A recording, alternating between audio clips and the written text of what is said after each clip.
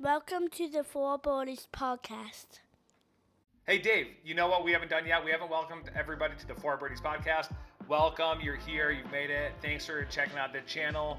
If you haven't liked and subscribed, then please do. Go down there. I'm telling you, we can see all the vitals, all the data on if you're watching the video, you're not liking and subscribing. But seriously, it's really easy. Just go click that like button. We want to try to get like 2 million likes on this video. So if we can get 2 million likes on this, we'll be happy. Will that suffice for you, Dave? I'd be okay with two likes. 2 million's even better. Yeah. Or somewhere in that range. We don't care as long as it's more than 2 and maybe around 2 million. So that'd be great. We'd appreciate that. But basically, Four Birdies, if you don't know, we talk about football, we talk about fantasy football, we talk about golf, we talk about really anything that a couple of guys might want to talk about. A couple of people, you know what? Not even just guys, but people would talk about on a Saturday or Sunday afternoon, just having a good time. You're not working, you're just relaxing. You know, you just want to talk about something fun. So here we are. Dave, what do you like talking about? You like talking about fantasy football, right? Yeah, I just want to point out, you're right. It doesn't have to be guys. It could be guys or girls, and People. It doesn't have to even be on a Saturday or a Sunday. It could be really any day of the week. So I feel like we're going to try to diversify a little bit. It could be some comedy. It could be some current events, newsworthy stories like what happened with Josh McDaniels being let go by the Raiders. Mm-hmm. A report came out that he got the bad news that he was being let go on Halloween night.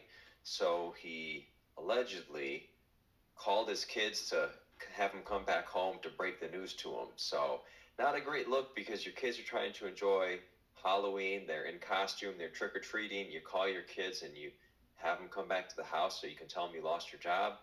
I just feel like that's something that maybe could have waited a little bit longer before he told the kids that.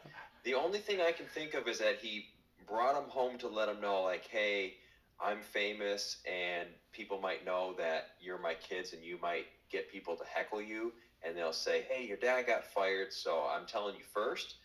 I feel like I'm giving him maybe too much credit. I don't know all the details, but it's just not a good look to cancel Halloween for your kids over something like that. And it's not like financially they're going to be struggling. I'm pretty sure he's going to get paid the full contract amount, right?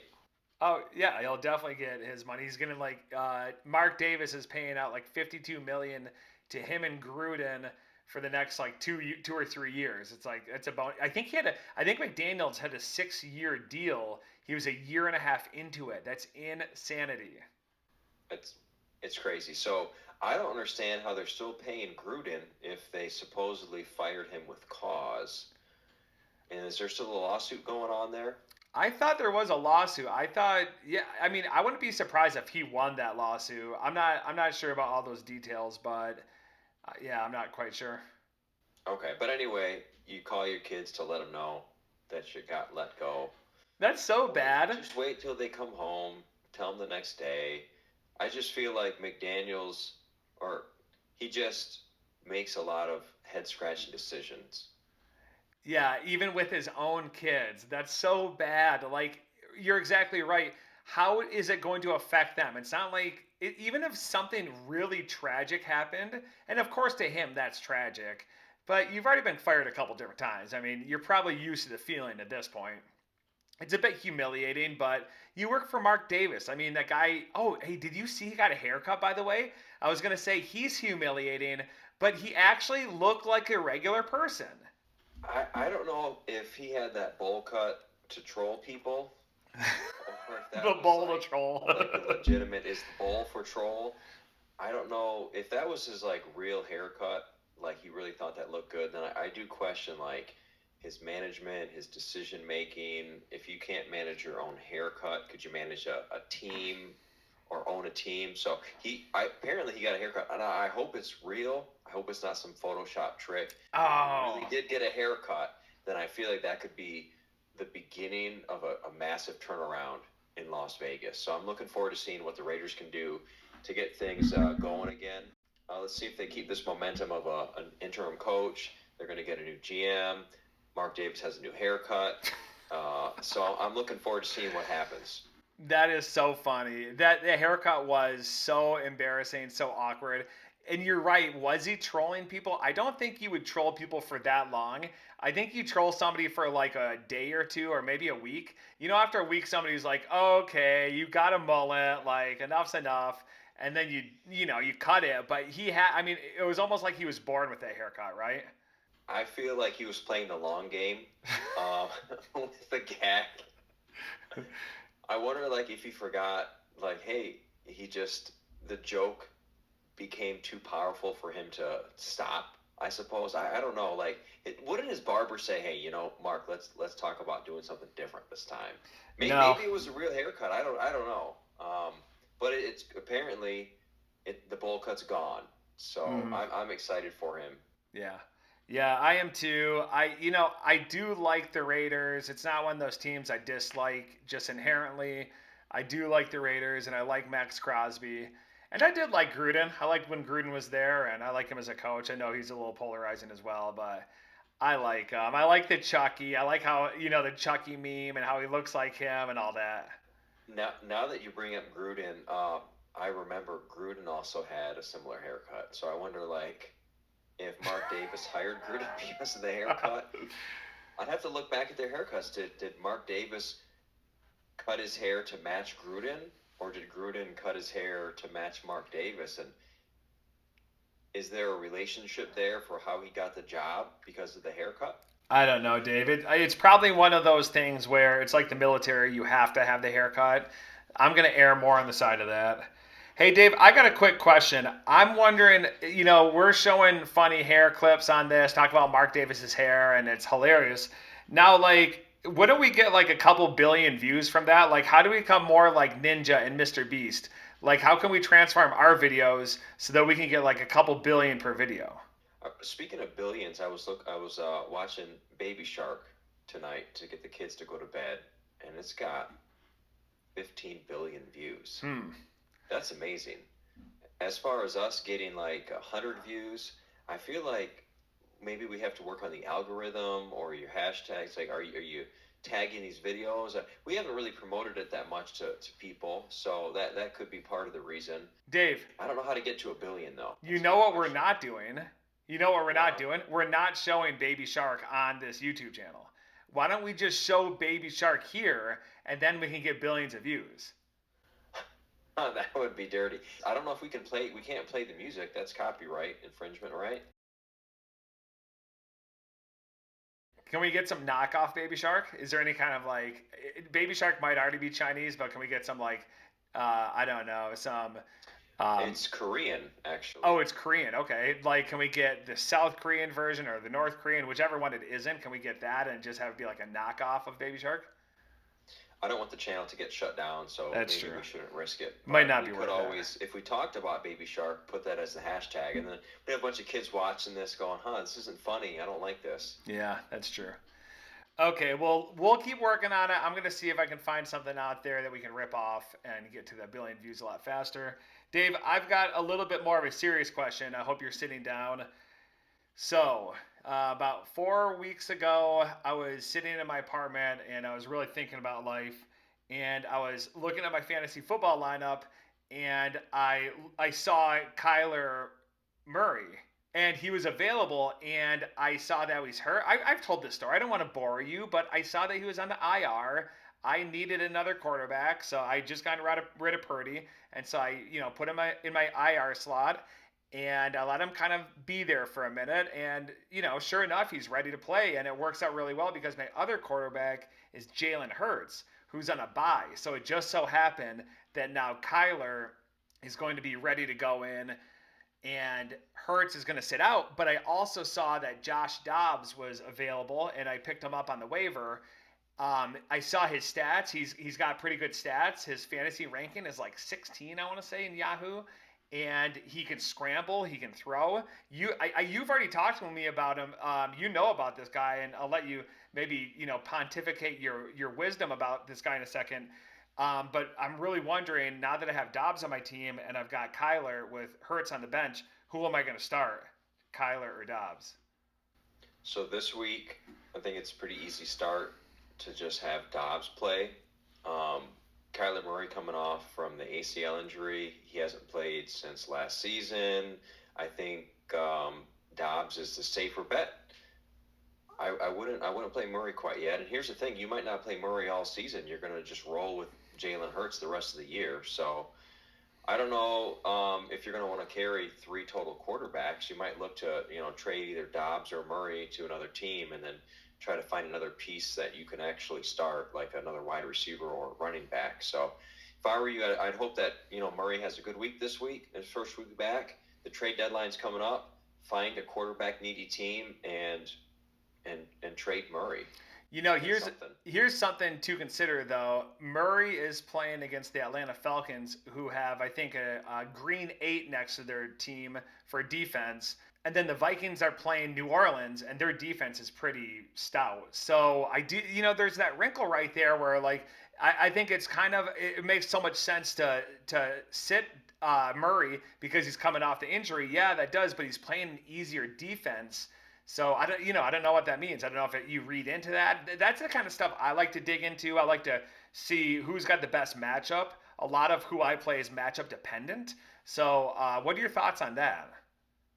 There's a lot to unwrap there. So matchup wise, you could argue Murray has a friendlier matchup.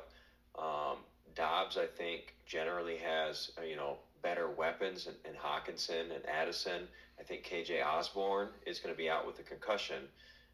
As far as Murray's weapons, he's going to have Brown and Trey McBride, and their running back situation's messy. I feel like it's a toss up. Honestly, it's a coin flip. I think most rankings are probably going to say this week Dobbs, but then the weeks going forward, probably Murray. So I think I might have mentioned it before. I don't know how much Murray's going to be running around this first game back. Yeah. So if he doesn't have much production with his legs, that is going to hurt his fantasy value. Traditionally, he would typically be good for like 40 to 50 yards, per game. It's 4 or 5 points. If you take that away, I don't know. I think, like I said, I think it's a risky start. So the good news is you don't really need to win that bad. Your team's on the rise. You do have Hurts after this week. It really doesn't matter. So flip a coin. If it were me, I'd probably go with Dobbs. Even though I like Murray, I just think it's too unknown with his health. I just I worry about that knee. I think he's going to be a little bit hesitant to make plays. Yeah, that's really unfortunate because that's one of his biggest weapons, right? And so you make him a little hesitant to run more, and you're really kind of handicapping him for the player that he was. And that's where some players are taking a regression. Other things that might happen is you might favor the other part of your body on the other side of your right knee, your left knee, your right ankle, your left ankle, because you're afraid of putting too much pressure on the injured one, and then you might have a tendency to injure the other side of your body. So let's just hope he's healthy. We always want to see people stay healthy, and it always ruins the game. So let's hope for my sake and for Arizona Cardinals fans that Kyler Murray stays healthy. And I did see that I saw that clause about that the clause in his contract that he recently signed that apparently was removed and basically said that he has to play less video games and study more playbook. Not quite the exact wording, but that was just a totally bizarre scenario where the contract stipulated that he had to put in a certain number of hours studying game film and the playbook, right? And then that got out. And then somehow the Cardinals thought, well, this looks bad that we're requiring him to do that, so we're just going to take it out of the contract now. Actually, that ended up looking worse that they took it out. They should have just stuck to their guns Right. and said, yeah, this is part of the contract, and it shouldn't be any sort of problem whatsoever for him to uphold this. It's important, obviously. We shouldn't have to put it in a contract. Yeah. But once it got leaked and then they took it out, it was a bad look. And I think I don't know if Murray complained about the fact that it was in the contract, but it's like, guy, if they're putting that in the contract, that says a lot. You have a problem. They feel about you, and the fact that now you're complaining about it is even worse. So what an odd scenario. And then this has only been I think about a year, maybe a year and a half since this happened, and they're already talking about possibly moving on from him. So Yikes. The Cardinals are what I would consider a dysfunctional organization. They didn't want to pay him. Then they did pay him. Now they don't want him anymore. They might move on. They might draft another quarterback. next year. So it's like get it together. Is he the guy or is he not the guy? So they traded Dobbs away. Toon's not going to get it done. So I it's just a lot to unwrap. I hope he does well. I own him in my dynasty league. I feel like he still has potential to be a top 10 dynasty quarterback once he's healthy. Didn't Dobbs? Okay, good. Yeah, good for Murray. Enough about him, and hopefully he can stay off the video games. But didn't Dobbs get traded away for like a 6th round pick? And don't you know a little bit about Dobbs in your dynasty league? Yeah, so I drafted Dobbs. I had Ben Roethlisberger, and then I thought, hey, it's good to have a handcuff for a quarterback. I thought at Wasn't the he? time Hey, Dave, I'm sorry to interrupt, but isn't Ben Roethlisberger kind of a bum? From what I heard, he was kind of a bum. that's digging up stuff that happened a long time ago. Yeah, I well, guess I there's some. guess people are free to research and make their own determination, but I don't know like legally if he was ever convicted Yeah, it was a or what the sports. punishment was, I think it was a but Sports Illustrated article, and they basically just wrote pretty unflattering piece about him, and it painted a not so great picture. Hopefully, he's kind of turned a corner. Hopefully, he's a respectable citizen these days. But anyway, yeah, so I happen to have him as my quarterback, right? So Dobbs, was highly regarded as a prospect when he got drafted by the Steelers to be the backup. I thought, hey, this is great. I'll have him. He'll be the handcuff. Big Ben's going to be gone in a couple of years because he's getting up there in age. And I thought Dobbs, really smart guy. He's literally a rocket scientist, and he should be so able what to do you figure mean out by this whole that? football thing. I think I'd have to look it up. I'm pretty sure his degree was in like physics, astrophysics. He was an astrophysicist. He was Wasn't Patricia also some rocket scientist, and he definitely did not live up to it? I'm pretty sure Patricia's the one who had the pencil in let's his look it up. ear and the laminated play card, and he's holding a piece of laminated paper and he's got a pencil in his ear, and it's like, one, you've got one piece of paper, like how many notes can you really take on one piece of paper, and two, you can't write on it because it's laminated. Like, what am I missing? It's a pencil, it's not a dry erase marker. I never noticed that, but I looked it up. Josh Dobbs has a degree in aerospace engineering, and he interned at NASA. So he does have the physics background, engineering degree. Very smart guy, which helps him, break down defenses and learn the playbook quicker. Because last week he'd only been with the Vikings for a few days, didn't even know everyone's name, and went in there and pulled out the win. So smart guy. I drafted him. I held on to him for years. Well, after a while, if a guy's not going to get an opportunity, even in a dynasty league where you have like 55 roster spots, eventually you have to cut somebody loose. So I finally cut him loose, and then 4 years later, he's now having success. Good for him. Mm. I don't think the Vikings had to pay much to get him, but he could potentially turn their season around. Let's hope not, for the Lions' sake, but for the Vikings' sake, of course. Hey, Dave, I do know what the difference between Patricia and Dobbs is, though. Dobbs studied space, and Patricia took up space. So that was the biggest difference in their college degrees. Yeah. You know, what's Matt Patricia doing nowadays? Is he still coaching? Isn't he the defensive coordinator for the Eagles? I'm pretty sure he's with the Eagles. If he's not the DC, he's one of the coaches, because when he went there this past offseason, Darius Slay was on the team, and Darius Slay was shipped out of town because in some meeting that they did, he said something to Patricia, and he like I think he like called him out, but like rightfully so. And Patricia did not like it. Slay was a thorn in his side. And looking back, I mean, at the time when you got rid of Darius Slay, he was good then. He's good now. And you're like, who am I going to choose? Am I going to choose an All-Pro cornerback, or am I going to choose this guy who holds a freaking pencil and laminated play cards? Like, I think the choice was clear. So, big play Slay. So he is still with the Eagles, and Matt Patricia's now coaching him again. Is that what you're saying? As far as I know, yeah, I'm pretty sure Patricia's with the Eagles defensive staff, because when Slay got there, they asked him how he felt. He's like, "Well, it is what it is. At the end of the day, it is what it is, Dave." That's awkward, man. The most awkward. Yeah, that's awful, especially when one guy is a big douche and the other guy's super super cool. So it says Matthew Edward Patricia is an American football coach who is the senior defensive assistant for the Philadelphia Eagles. Yeah. Um, I like Wow. Philadelphia Peagles, The not Philadelphia the Eagles.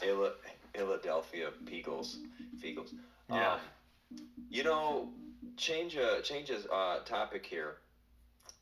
Tyson Bagent actually looks pretty good. Yeah. Yeah. So I feel like he's doing all right. Injury wise, Justin Fields is not ready to come back yet, but Bagent's getting a pretty good audition here. Yeah, Dave, and you're specifically referring to it's Thursday night, November 9th, 10:21 Eastern Standard Time, and the Carolina Panthers are playing the Chicago Bears. Screw the Bears, don't want them to win. Although, if there's one team in the NFC North that I hate the least, it's probably the Bears.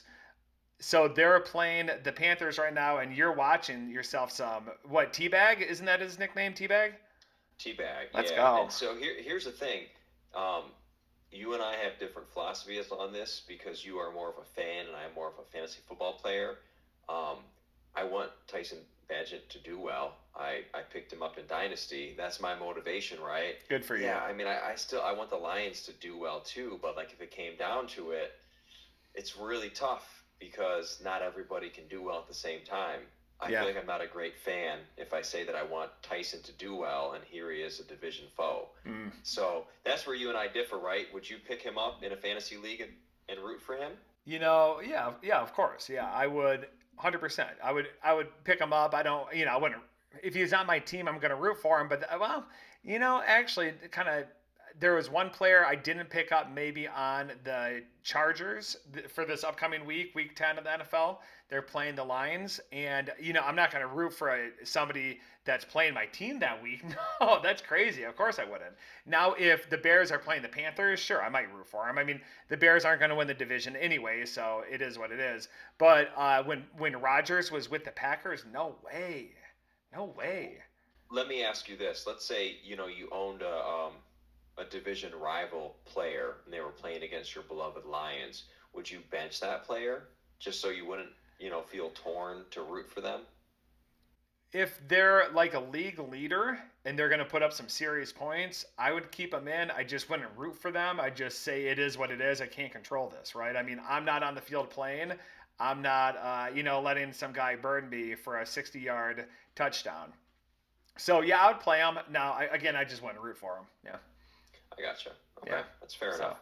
hey Dave, I got some producers chirping in my ears, and they say that these shows are, really efficient, and 20, 25-minute runtimes are great. So we got to start wrapping things up, unfortunately. But before we go, I was curious: do you have any tips for the moms out there? Any kind of like hot tips for any moms that you can dangle? I do have one tip for the moms out there is that you have to be active on the waiver wire, active looking at free agents. Scour the waiver wire, check that every day because you never know when a player might pop up, become available. You get a chance to bid on them, pick up a free agent, pick up someone's backup. You should really be looking at that almost every day. I love it. Yeah, and that's a really good point. I've made a lot of transactions this year. I've probably made 35, which is like excessive. I feel. Now the league leader who I'm playing against this week, Cass Money, she's made two, and I think Jimmy Garoppolo was one of her players who I think she had to maybe cut from the team. I'm not sure. That's neither here nor there. But she's made very few transactions. I've made a lot. I've just kept an eye on it. I started off pretty poorly, and I didn't want to, be a bottom feeder like Sean is. And so I really thought I need to step up my game, need to pay attention, get some good players, increase around the margins, and I've picked up some pretty good players. I picked up Aubrey, the kicker for Dallas, who is leading the league in field goal points. I saw that Cleveland Browns defense was available. I picked up Demario Douglas, who was out there. Now, I didn't get Puka, Nakua, or Nakua Puka, whatever that guy's name is. Somebody else picked him up, but just goes to show, like, they were astute. They knew that he performed well in week one, picked him up in week two, and, the rest is history. So I think that's a really good tip for the mom, Dave. Thanks for that. I appreciate that. You always have to be thinking, how can I improve my team? Now, the fact that Cassie's in first place with 2 moves is crazy. Leads me to believe that maybe she doesn't know how to operate the add drop system. Maybe she Oh, doesn't know how to pick up a player. that's insulting, Dave. I I'm guarantee just she saying, does. like, I I'm just guarantee she surprised, does. like, 2 moves and one of them's dropping somebody who's injured. Um, I wonder.